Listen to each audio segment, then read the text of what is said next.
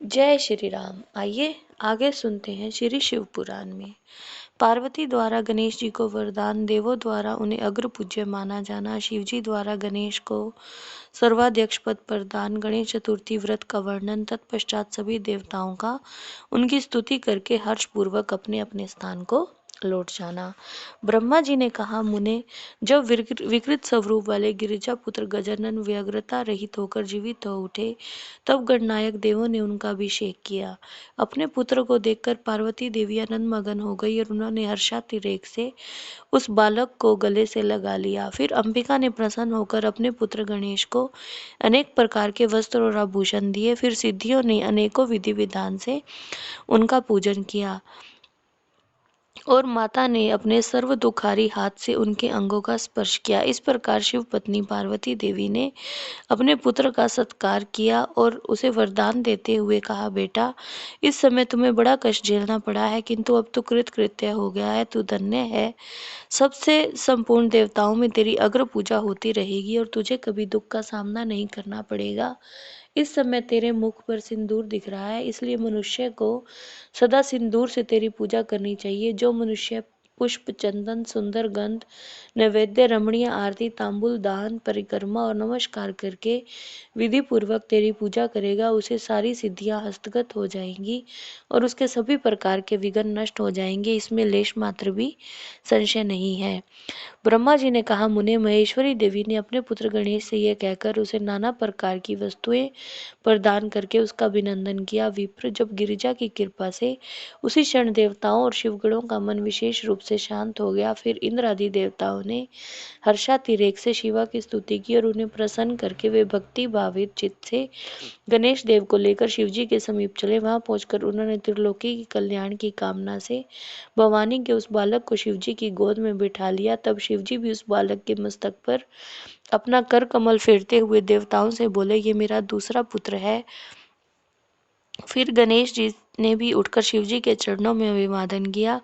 फिर पार्वती को, मुझको, विष्णु को, नारद आदि सभी ऋषियों को प्रणाम करके आगे खड़े होकर उन्होंने कहा, यूँ अभिमान करना मनुष्यों का स्वभाव है, अतः आप लोग मेरा अपराध क्षमा करें। तब मैं शंकर और विष्णु, इन तीनों देवताओं को एक साथ ही प्रेम पूर्वक उत्तम वर प्रदान करते हुए कहा, सुरवरों, जैसे त्रिलोकी में हम तीनों देवों की पूजा होती है, उसी तरह तुम सबको इन गणेश का भी पूजन करना चाहिए। मनुष्य को चाहिए कि पहले इनकी पूजा करे, फिर हम लोगों का पूजन करे। ऐसे करने से हम लोगों की पूजा संपन्न हो जाएगी। देवगणों, यदि कहीं इनकी पूजा पहले न करके अन्य देव का पूजन किया गया तो उस पूजन का फल नष्ट हो जाएगा, उसमें अन्यथा विचार करने की आवश्यकता नहीं है। ब्रह्मा जी ने कहा, मुने, फिर ब्रह्मा, विष्णु और शंकर आदि सभी देवताओं ने मिलकर पार्वती को प्रसन्न करने के लिए वहीं गणेश को सर्वाध्यक्ष घोषित कर दिया।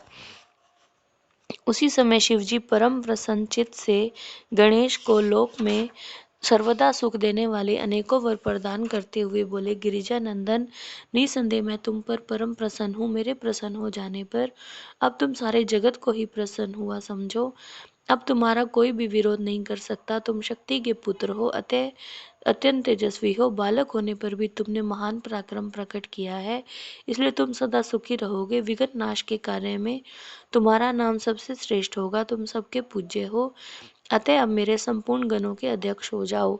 इतना कहने के पश्चात महात्मा शंकर अत्यंत प्रसन्नता के साथ गणेश को वरदान देते हुए बोले, गणेश्वर, तुम भाद्रपद मास के कृष्ण पक्ष की चतुर्थी तिथि को चंद्रमा का शुभोदय होने पर उत्पन्न हुए हो। जिस समय गिरिजा के सुंदर चित्त से तुम्हारा प्रकट हुआ रूप, उस समय रात्रि का प्रथम पहर बीत रहा था, इसलिए उसी दिन से आरंभ करके उसी तिथि में तुम्हारा उत्तम व्रत करना चाहिए। यह व्रत परम शोभन तथा संपूर्ण सिद्धियों का प्रदाता है। वर्ष के अंत में जब पुनः वही चतुर्थी आ जाए, तब तक मेरे कथानुसार तुम्हारे व्रत का पालन करना चाहिए। जिन्हें संसार में अनेकों प्रकार के अनुपम सुखों की कामना हो, उन्हें चतुर्थी के दिन भक्ति पूर्वक विधि सहित तुम्हारा पूजन करना चाहिए। जब माघ शीर्ष मास के कृष्ण पक्ष की चतुर्थी आए, तब उस दिन प्रातःकाल स्नान करके व्रत के लिए ब्राह्मणों से निवेदन करें। पूर्वोक्त विधि से उपवास करें। फिर धातु की, मूंगे की, श्वेत मदार की, मिट्टी की मूर्ति बनाकर उसकी प्राण प्रतिष्ठा करें और भक्ति भाव से नाना प्रकार के दिव्य गंधों, चंदनों और पुष्पों से उसकी पूजा करें। पुनः रात्रि का प्रथम पहर बीत जाने पर स्नान करके दुर्वा दलों से पूजन करना चाहिए। यह दुर्वा जड़ रहित 12 उंगल लंबी और 3 गांठों वाली होनी चाहिए। ऐसी 100 तथा 21 दुर्वा से उस स्थापित प्रतिमा की पूजा करें। फिर धूप दीप अनेक प्रकार के नैवेद्य, तांबुल, अर्घ्य, उत्तम उत्तम पदार्थों द्वारा गणेश जी की पूजा करें और स्तवन करके उनके आगे प्रणिपात करें। यूं गणेश की पूजा करने के पश्चात बाल चंद्रमा का पूजन करें। फिर हर्षपूर्वक ब्राह्मणों की पूजा करके उन्हें मिष्टान का भोजन कराएं। उनके भोजन कर लेने के बाद स्वयं भी नमक रहित मिष्टान का ही प्रसाद पाएं।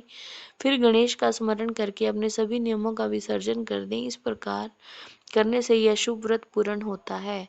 बेटा, यू व्रत करते करते जब वर्ष पूरा हो जाए तब व्रती मनुष्य को चाहिए कि व्रत की पूर्ति के लिए व्रतोद्यापन का कार्य भी संपन्न करे। इसमें मेरे आज्ञा अनुसार 12 ब्राह्मणों को भोजन कराना चाहिए। व्रती को चाहिए कि वह एक कलश स्थापित करके उस पर तुम्हारी मूर्ति की पूजा करे। तत्पश्चात वेद विधि के अनुसार वेदी का निर्माण करके उन पर अष्टदल कमल बनाए।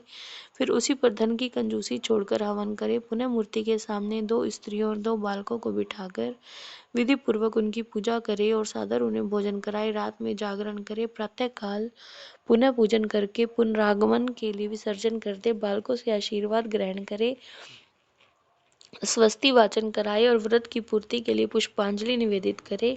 फिर नमस्कार करके नाना प्रकार के कार्यों की कल्पना करे। इस प्रकार जो इस व्रत को पूर्ण करता है उसे अभीष्ट फल की प्राप्ति होती है। गणेश जो श्रद्धा सहित अपनी शक्ति के अनुसार नित्य तुम्हारी पूजा करेगा उसके सभी मनोरथ सफल हो जाएंगे। जय श्री राम।